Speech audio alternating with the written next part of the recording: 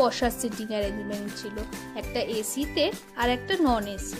আমি তো বাইরেটাই বসেছিলাম। বাইরের সুন্দর প্রাকৃতিক সৌন্দর্য দেখতে দেখতে খাবারটা আজকে এনজয় করা যাবে।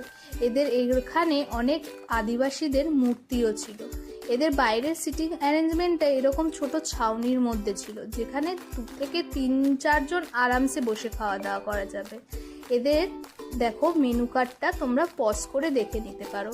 আমি তো একটা অর্ডার করেছিলাম জঙ্গিপুরের আমরস, আর তার সাথে নিয়েছিলাম আর গ্রামের থালি, যেটাতে ছিল ভাত, ঘি, বেগুন ভাজা, পোস্ত পোড়া ভর্তা, ডাল, বড়ার ঝোল, একটা সবজি দিয়ে চচ্চড়ি, কাটাপোনা মাছের কালিয়া, পোস্ত মুরগি, চাটনি, পাঁপড়, পায়েস, আরও অনেক কিছু। আর তার সাথে আমি নিয়েছিলাম বাঁশপোড়া মটন। খাবারগুলো খুবই সুন্দর ছিল। এইভাবেই আজকের দিনটা কাটালাম।